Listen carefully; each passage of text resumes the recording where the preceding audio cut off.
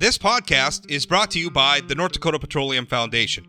From heating our homes and powering our vehicles to cell phones, clothing, and medical equipment, oil and natural gas makes everyday life better.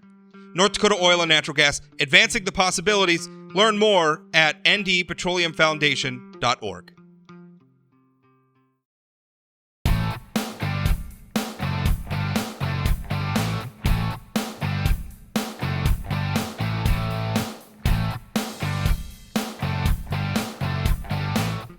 Welcome to Plain Talk Live. I'm Rob Port. Sorry for the delay there. This is a live show, so every once in a while we have a little bit of technical difficulties. As this year where everybody's been using Zoom and all sorts of video conferencing, I think we all know how that goes. Joining me in a moment is going to be Andrew Seidel. He's a constitutional lawyer for an organization called the Freedom from Religion Foundation based out of Wisconsin. Now, Mr. Seidel is recently wrote a letter to the editor of some of North Dakota's newspapers, the company that I work for, Forum Communications, in which he described a new law passed by North Dakota's legislature and signed into law by Governor Doug Burgum as un-American. He writes in his letter, a North Dakota law is sneaking into public schools' divine command, that is, to be blunt, un-American. Governor Doug Burgum has signed into law that has the goal of imposing on every public school classroom a set of biblical law that begins, I am the Lord your God, you shall have no other gods before me. He goes on to say the Freedom from Religion Foundation has successfully sued 3 times to remove 10 Commandments monuments or posters from public schools and is prepared to challenge this blatantly unconstitutional law. Now, I'm sure you viewers have and listeners have remember the debate we had about this during the legislative session. And one part of that debate was critics warning that this could very well be exactly the outcome of this bill, that the state of North Dakota would be sued and it would cost us tax dollars in order to defend it. Now, what Governor Burgum said upon signing this bill into law is school boards are already required to develop a policy for the proper display of any religious objects or documents. This law supports local control and gives school districts full control over whether to display any religious objects or documents. Now, if you want to look up the bill in question, it's Senate Bill 2308. It was primary sponsor in the state Senate was Yana Myrdal, a Republican. And essentially it deals with the Pledge of Allegiance as well as the 10 Commandments. Now, the Pledge of Allegiance parts doesn't seem to be as controversial as the 10 Commandments parts. Section 1 of the bill says, I quote, it will authorize schools within the district to display the 10 Commandments with the display of other historical documents in the school and in a classroom. And there's another section that says that school, the superintendent of public instruction, school districts, schools, school boards, and individual school board members, governing boards, and individual governing board members, administrators, principals, teachers, and any other school district employed personnel are immune from any liability for damages resulting from a school decision to display the 10 Commandments or permit students to recite the Pledge of Allegiance. So that's where we're at. Joining me, as I said, is Andrew Seidel. And Andrew, you're saying that this bill is un-American. Explain. Indeed, I am. First of all, let's just be clear. The Supreme Court has already said you can't put up 10 Commandments displays in the public schools. They've even looked at displays of the 10 Commandments with other quote-unquote historical documents and struck those down. I think the governor and I think Senator Myrdal knew what they were doing. I think they knew that this was unconstitutional. They know that it's going to invite challenge, and they don't seem to care. And in my mind, passing a law that violates the First Amendment to the U.S. Constitution is kind of the definition of un-American. So let me ask you this: we have what sort of religious displays are acceptable? Now, I'm an atheist myself, so I don't really have a dog in this hunt. And I've always felt that as long as we're allowing equal access to the public square, that it's fine. I recognize that most people who live in our society are religious to one degree or another. So if we want to have, in the proper context and allowing proper access to all religion, I don't really have a problem with it. I'm not going to go fainting into the bushes because there's a nativity scene in a public park, as long as we're saying, we're providing equal access to other religions. Is that in your view the constitutional view? I mean, is that allowable? Where are the lines on this as far as your organization is concerned? Well, let's just say that schools are very different from the public square, right? I mean, we are talking about the machinery of the state and a captive audience of school children. And this is an attempt to impose a religion on other people's children. I mean, the Ten Commandments begin, I am the Lord your God. You shall have no other gods before me. I mean, that's a pretty clear command. And having that on the wall in a school where kids also have other educational posters that actually, they teach them about biology and about math and about language and how to write is a very different thing than encountering one of many religious displays in a public park during, the solstice season or the month of December or something like that. We have historically not said that the public classroom should be the same as a public forum. And I think that makes a lot of sense. You can see how that would devolve quickly into just a mess, something where a public park is not going to be the same. So bearing that in mind, our education venues are education venues, and we learn about a lot of things in history, and it's hard to disentangle religion from history or, and a lot of the subjects that we may study in school. So I guess speaking to the school setting specifically, what's allowable? I mean, can you have the Ten Commandments in the context of the Quran, or where are the limits? I mean, to me, there's a much different thing than hanging the Ten Commandments over the entry to the school, which is sort of a declaration of this is the one religion or the one true religion or whatever. That to me is an endorsement. There's a difference between that and hanging it on the wall in a classroom where they're studying world religions alongside the Quran. I mean, are those distinctions to me matter? Yeah, and they should matter. And there's two different things we can say about that. First, kids can already learn about religion in the public schools. That's not what this law is. The lines there are pretty clear. Teachers can teach about religion. They can't preach religion as though it is true, as though this is the truth that you children need to adopt. They can educate about religion. They can't indoctrinate into a religion. Those lines are pretty clear, and this doesn't address any of that. This is an attempt to display something that says, I am the Lord your God, you shall have no other gods before me, right? And the second thing to note is that oftentimes the public displays of the Ten Commandments that you do see, for instance, on the Capitol grounds in Austin, Texas, or in Denver, Colorado, those are not actually what the Ten Commandments of the Bible say. They are monuments to a lie and to hypocrisy and privilege. Humans have edited and abridged those monuments to improve the quote unquote word of God, to make it more moral. So if you go read the full text of the commandments in the Bible, it differs from what you actually see on the monuments that are put up in public places, and I would venture to say in the displays that are going to go up into these public schools. And just to give people a little more information on that, the full Ten Commandments recognize slavery. So, for instance, in Exodus 20, slavery is recognized twice. Women are considered chattel.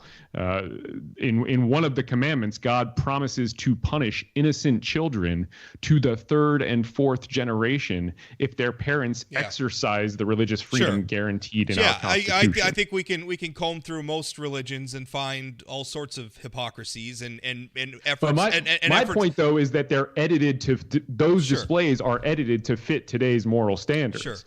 So you're not talking about religious education at that point. Yeah, you're talking about indoctrinating it to say, see, these are the foundation, even though we're editing out a lot of the stuff because it doesn't agree with our morality or laws. Yeah, and I want to pause here for a moment. Originally, when we were going to do this interview, I was going to have live video of Andrew.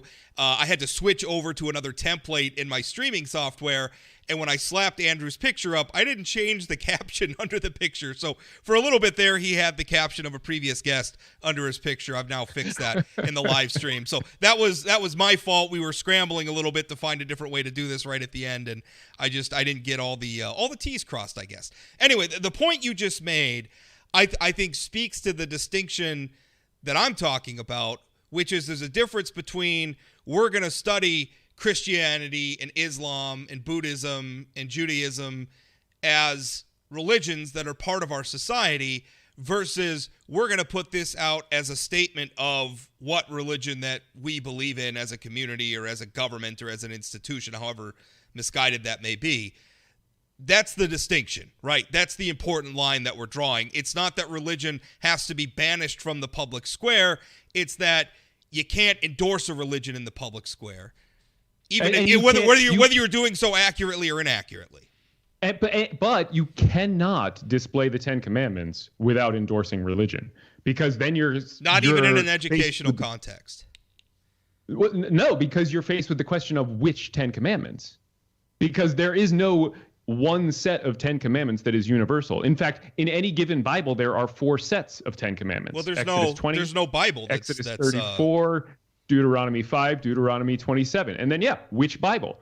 Different religions number them differently. Yeah. Different religions interpret them differently. The difference between not killing and not murdering is the difference between being able to protect yourself if somebody breaks into your house at night. So, I don't personally care what the difference between idols and graven images is, but that split the church in the 8th and 9th centuries. They had a civil war about it. Yeah. So these aren't small differences. No. So one of the things that was done to this bill along the way in the legislature is it was amended, I think, to what's the right way to put this? Maybe take advantage of the distinctions that I think you and I are talking about. It was amended to add the part where it says, well, here's what it says now, as signed by the governor. Authorize schools within the district to display the 10 Commandments with the display of other historical documents in the school and in a classroom. So I think what they're saying is as long as you hang the 10 Commandments up alongside, say, the Constitution, you're good to go. That seems to be what they're saying. And I think what they're trying to do is exploit the distinction where, I think most of us can agree it's allowable to talk about the 10 Commandments and maybe even show iterations of the 10 Commandments in an education setting where you're trying to teach kids about religion versus hanging it by the front door alongside the Constitution as though this were a founding document of our country. But that is, I think, exactly what they're trying to do, right? Yeah. They are trying to put it up next to the Constitution and the Declaration of Independence and those historical documents and say that this is just as important to the founding of America as those other documents. I mean, this is what they're trying to do is not new. I mean, we've seen this before. This is what happened in the McCreary case in 2005 out of Kentucky when the Supreme Court struck a display full of all these other things in a Kentucky County Courthouse where they kept adding to the display to try to make it more historical and more palatable. And the court said you can't do that. This isn't a new tactic, and it's a fallacious tactic. I mean, this is Christian nationalism. This is the attempt to say that America is founded on the 10 Commandments, which is simply false. And I mean, that is just an untenable argument. I wrote an entire book about this called The Founding Myth, Why Christian Nationalism is Un-American. So that is exactly what they're trying to do, crossing that line. And putting it up next to these historical documents is part of that.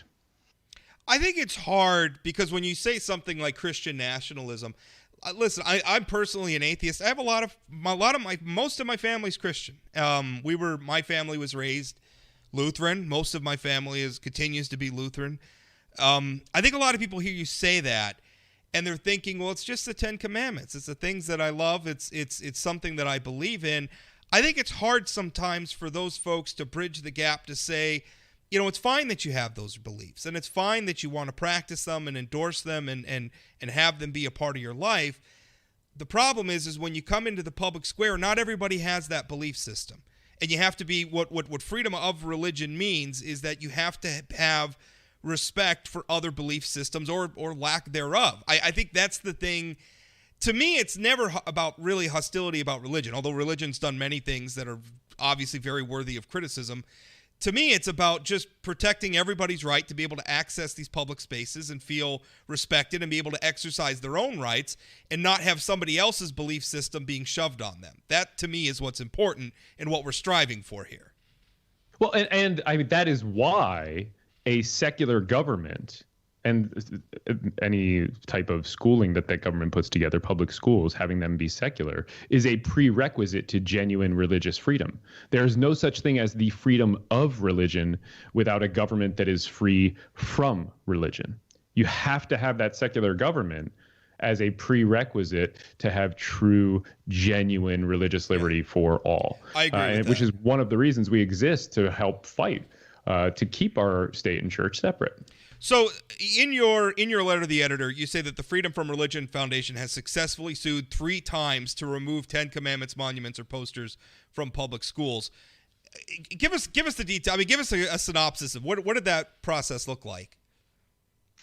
Well, I mean, it's not that difficult. I mean, the case law is clear. The Supreme Court has weighed in on this a number of times.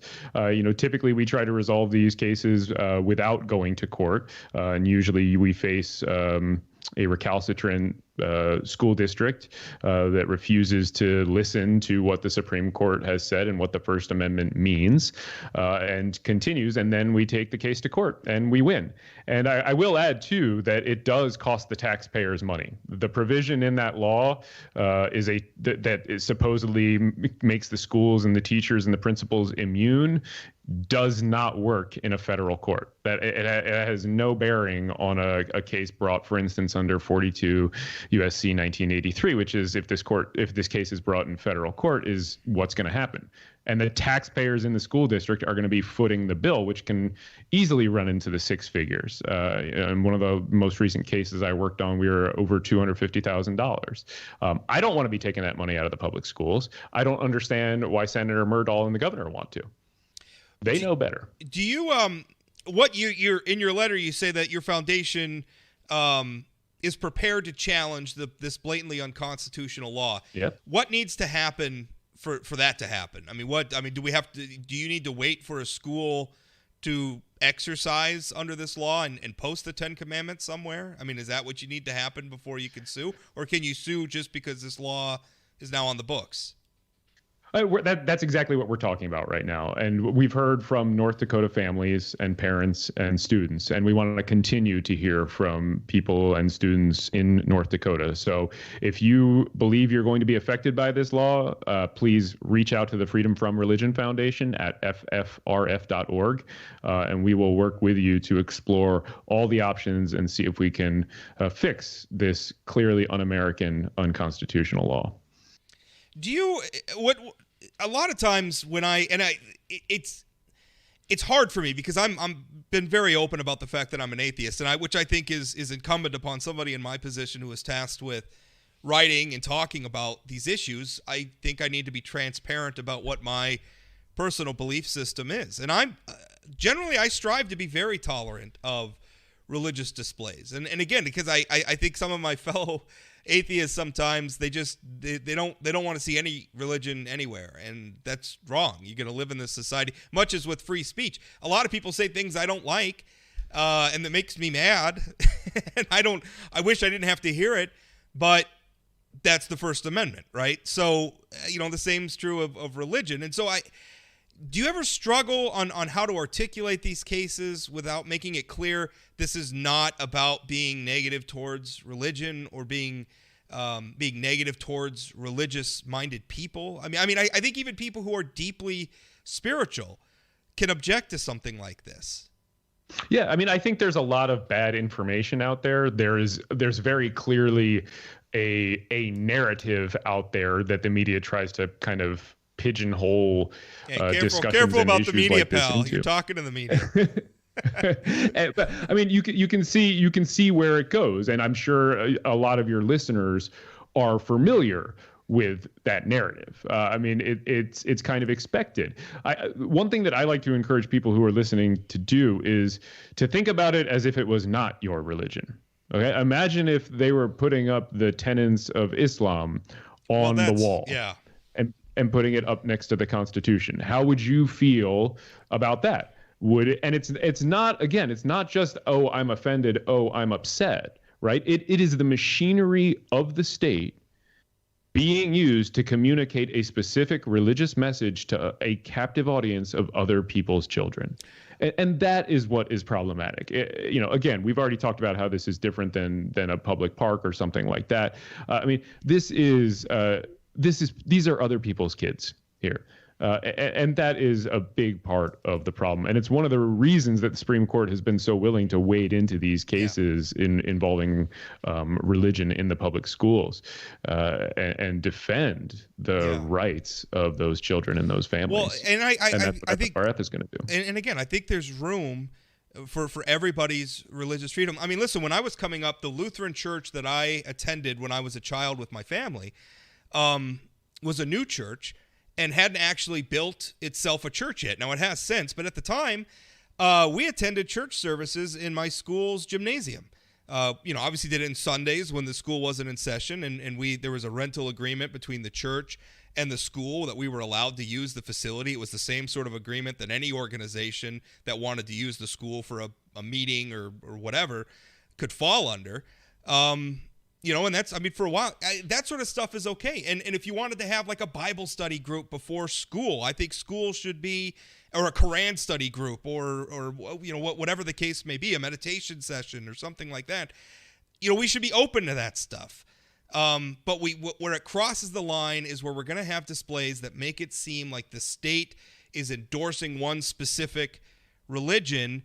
And I think that's what this bill is about. And I think they're trying to get around it by, we're going to post it up with the Constitution or other historical documents. They're trying to exploit that reasonable exemption for educational purposes in order to get, a display that I think is not strictly, as you mentioned, educational. So I think that's where we're at. Have you heard from anybody in the state so far? I mean, I guess you did mention that you had. I mean, at this point, have you heard any school districts that are gonna exercise this? We've heard from families. I obviously can't discuss anything more than that. But we have heard from families, and we would encourage absolutely anybody who is concerned about this law and is in the public schools to keep an eye on things in your public schools. And I would encourage everybody to write and tell their principals and their superintendents not to implement this law because it is going to cost them hundreds of thousands of dollars. And two, to reach out to the Freedom From Religion Foundation now, and we'll help you understand what to look for and lay the groundwork for challenging this if it comes to that. Andrew, thanks for your time. I appreciate it. My pleasure. Sorry again about the technical issues. It was a fun conversation, though. Thanks for having me on. Definitely. Thank you.